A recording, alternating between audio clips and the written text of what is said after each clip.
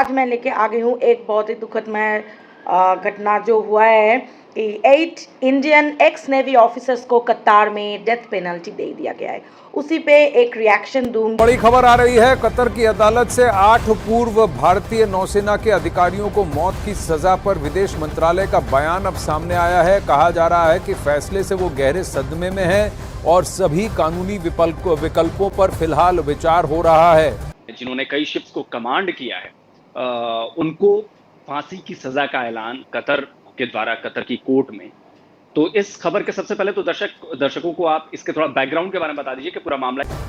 तो अभी विदेश मंत्रालय की तरफ से पहली प्रतिक्रिया, भारतीय विदेश मंत्रालय की तरफ से पहली प्रतिक्रिया, इन 8 पूर्व नेवी अफसर जो कि एक प्राइवेट कंपनी में काम कर रहे थे, उन्हें सजाए मौत सुनाई गई है कतर के कोर्ट में।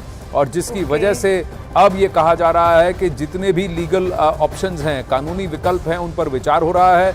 अमिताभ इस वक्त हमारे साथ जुड़ रहे हैं फोन पर। अमिताभ, भारत को इसे बैक चैनल पर बात करनी होगी। कहीं ना कहीं ये दारोमदार भारत पर आ जाता है। भले ये एक प्राइवेट कंपनी के लिए काम कर रहे हों, लेकिन ये काफी लंबे सिरे से ये कोर्ट में ये प्रकरण चल रहा है, लेकिन किसी को भी सजाए मौत की अपेक्षा नहीं थी। बिल्कुल जी, क्योंकि जब 1 साल पहले ने गिरफ्तार किया गया था आनंद, तब भी भारत सरकार ने इस मामले को उठाया था कतर के सामने और कहा था कि वो बेदाग हैं, बेकसूर हैं।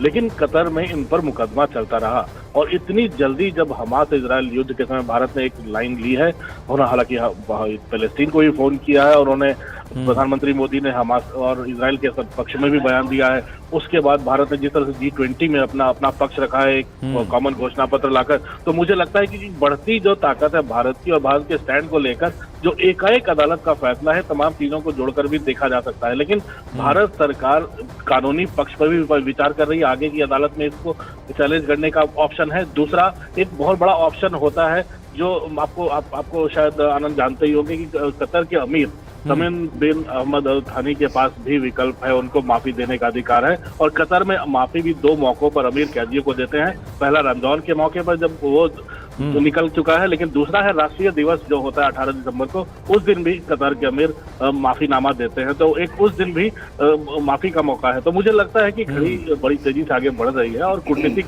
रिश्तों को भारत के ओमान से पहले भी संबंध है। देखिए मिडिल ईस्ट में, लेकिन अमिताभ ये कूटनीतिक दावपेच थोड़ा ज्यादा ही है, क्योंकि OIC के कंट्रोल के लिए भी कतर और सऊदी में ठनी है। सऊदी और UAE से भारत की बढ़ती मित्रता कहीं ना कहीं कतर को खला है। कतर, तुर्की, ईरान, ये एक एक्सिस बन के आया है और इनके रुख, इनके स्वर हाल फिलहाल में भारत के खिलाफ बढ़ गए हैं, क्योंकि भारत की नज़दीकियां अमेरिका से बढ़ी हैं। और ये तीनों देश जो हैं, भले ही तुर्की नेटो का भाग है, लेकिन इनका एक अलग डायनामिक चल रहा है।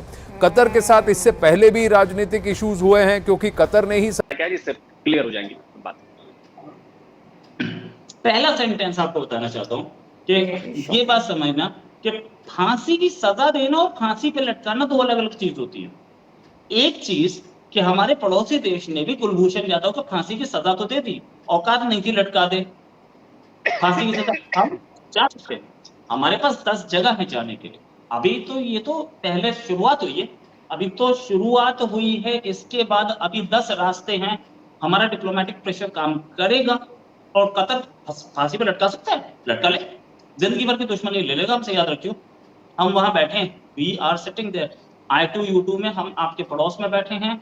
हम और इजराइल की वजह से सारा गेम हो रहा है।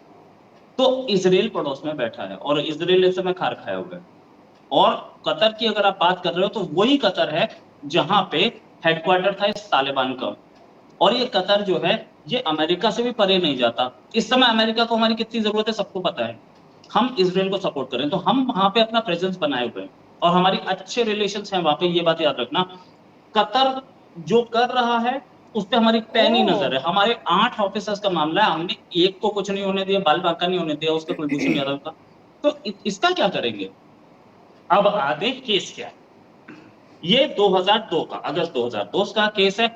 एक कंपनी थी जो कि 2022 का, सॉरी हाँ, अगस्त 2022 का केस है। एक कंपनी थी जो कि रिटायर्ड कतर के ऑफिसर, जो कि ओमान के एयरफोर्स ऑफिसर ही चला रहे थे। उसमें हमारे नेवल ऑफिसर्स 8 गए थे, 8 नेवल ऑफिसर्स गए हुए थे। ये 8 नेवल ऑफिसर्स उधर कतर की नेवी को ही ट्रेनिंग दे रहे थे। ठीक है, प्राइवेट कंपनी थी, प्राइवेट कंपनी में काम करते करते ट्रेनिंग भी दे रहे थे, दूसरी चीजों से भी सपोर्ट कर रहे थे। ये काम कतर की नेवी के लिए होता। अब इसमें बीच में एक पेच ये फंसा कि कतर को शक हुआ कि ये इजराइल को इंटेलिजेंस सप्लाई कर रहे हैं। कैसे शक हुआ, क्या हुआ, क्या नहीं हुआ, इसका कोई प्रूफ अब तक कहीं आने नहीं दिया गया, क्योंकि डिफेंस का मामला था, तो अंदर ही अंदर कहीं ट्रायल हो गया और उसमें फांसी की सजा सिस्टम था, तुमने जो करना था कर दिया। अगर इंडिया और कतर की बात करें तो इंडिया और कतर की दोस्ती काफी पुरानी है। प्राइम मिनिस्टर मोदी अभी 2016 में गए भी थे, उसमें हमारे नेवल ऑफिसर्स 8 गए थे, 8 नेवल ऑफिसर्स गए हुए थे। ये 8 नेवल ऑफिसर्स उधर कतर की नेवी को ही ट्रेनिंग दे रहे, ठीक है, प्राइवेट कंपनी थी, प्राइवेट कंपनी में काम करते करते ट्रेनिंग भी दे रहे थे, दूसरी चीजों से भी सपोर्ट कर रहे थे।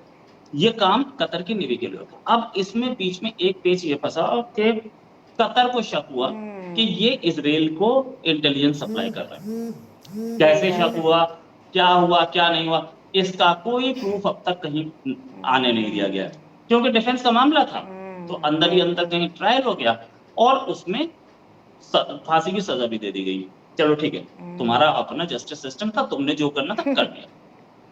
अगर इंडिया और कतर की बात करें तो इंडिया और कतर की दोस्ती काफी पुरानी है।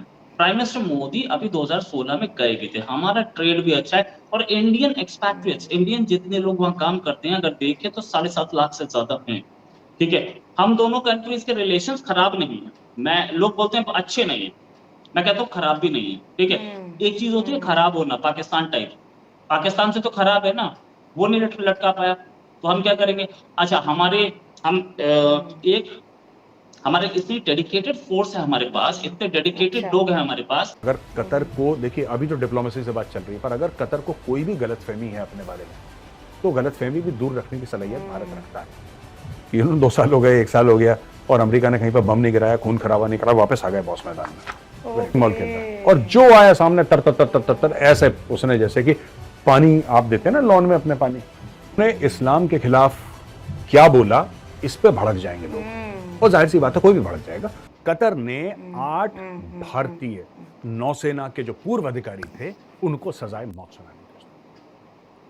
अच्छा, आपको पता है कुछ समय पहले इनको अरेस्ट कर लिया गया था और इनके ऊपर यह इल्जाम लगाया गया था कि इन्होंने इजराइल के लिए जासूसी करी। एक छोटी सबमरीन का प्रोजेक्ट चल रहा था। अब मैं आपको विस्तार में बताता हूं ये स्टोरी है क्या एक्चुअली। और सजाए मौत 8 पूर्व भारतीय नौसेना के जो अधिकारी हैं, ऑफिसर्स हैं, उनको ये बोलना कि भाई हम तुम्हें मौत के घाट उतार देंगे। यहां पे कतर की कोर्ट ने इनको सजा सुना दी। अच्छा, इसके पीछे स्टोरी क्या है दोस्तों, मैं आपको स्टोरी सुनाता हूं। ये हमारे कुछ नोट्स हैं जिनको मैं रेफर करूंगा। देखिए,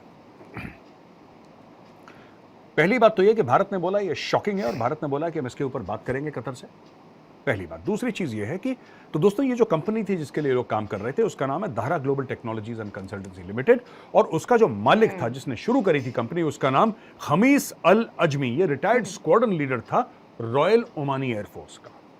यानी कि ये कतर का नहीं था, ये ओमान का था, एक और अरब देश है ओमान, वहां का था, और वहां पे स्क्वाड्रन लीडर था ओमानी रॉयल एयरफोर्स का। अच्छा जी, ये जो बंदा था इसने शुरू करा और कमांडर पूर्णेंदु तिवारी इसको लगाया मैनेजिंग डायरेक्टर। ये लोग दोस्तों वहां पे क्या कर रहे थे? अब आप बोलेंगे साहब यहाँ पे कतर जाके नौकरी कर रहे हैं, क्या कर रहे हैं? एक सबमरीन का highly sensitive project, Italian technology based मिजेट submarines with stealth characteristic. मिजेट किसको कहते हैं? एक्चुअली मिजेट कहते हैं बोने होते हैं ना, जो बोने, तो यानी कि छोटी छोटी सबमरीन्स जिसमें स्टेल्थ कैरेक्टरिस्टिक है। स्टेल्थ यानी कि वो चीज जो आपको रडार में ना दिखाई दे, उसको कहते हैं स्टेल्थ, जिसके बारे में पता ही ना लगे, राइट? स्टेल्थ एयरक्राफ्ट होते हैं, रडार में पता ही नहीं लगता। जो रडार होता है ना, उसमें पता नहीं लगता कि हवाई जहाज जा रहा है ऊपर से, you don't know, it is stealth. यही स्टेल्थ मिजेट सबमरीन्स का एक प्रोजेक्ट ये लोग कर रहे थे। अच्छा, इसमें से कौन कौन लोग हैं जरा मैं इनके नाम पढ़ के बताता हूं। Captain Navtej Singh Gill, captain Birendra Kumar Verma, captain Saurabh Vashisht, commander Amit Nagpal, commander Purnendu Tiwari, commander Sugunakar Pakala, commander Sanjeev Gupta और एक सेलर रागेश। तो ये लोग थे। अच्छा जी, ये जो कंपनी की पुरानी वेबसाइट है जो अब बंद हो चुकी है, बाय द वे, इसी कंपनी की, ये जो कंपनी है ना Dahra global technologies and consultancy, जिसके लिए 8 काम करते थे। अच्छा, तो ये कतारी एमीरी नेवल फोर्स को ये मेंटेनेंस और लॉजिस्टिक्स सर्विसेज देते थे, और ये उन्होंने अपनी वेबसाइट में लिखा, देते थे नहीं देते थे कुछ नहीं पता, लेकिन वेबसाइट में तो यही लिख रखा था उन्होंने। अब हुआ ये कि ये अब एक नई वेबसाइट इन्होंने बनाई है जिसमें दाहरा ग्लोबल के नाम से ये चली है, पर इनका कतारी एमीरी नेवल फोर्स, जो कह रहे थे ना कि कतर की जो नेवी है उसको हम मेंटेनेंस सर्विसेज देते हैं और ये सब करते हैं, उसके बारे में अब नहीं लिखा, ये हटा दिया अपने नए वेबसाइट से इन लोगों ने। खैर एनीवे,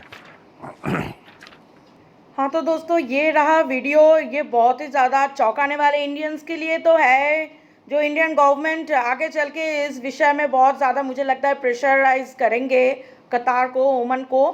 मतलब ऐसा नहीं हो सकता क्योंकि ये एक्स नेवी ऑफिसर्स है और बहुत ज़्यादा ऊंचा लेवल का है जो उन्हीं के लिए काम कर रहे थे, और अचानक से पता नहीं बीच में से कैसे फंसा दिया, जैसे कुलभूषण का भी किया था सेम। लेकिन ये फांसी का ये सुनाना और फांसी देना दोनों में बहुत ज़्यादा फ़र्क है। तो दोस्तों उम्मीद है आप लोगों को पसंद आया, तो एक लाइक और बहुत सारा शेयर कर दीजिएगा। दोस्तों मेरे चैनल पे नए हो तो सब्सक्राइब कर लीजिएगा और बेल आइकन को प्रेस करना बिल्कुल मत भूलिएगा। तो आज तक के लिए इतना ही, थैंक यू।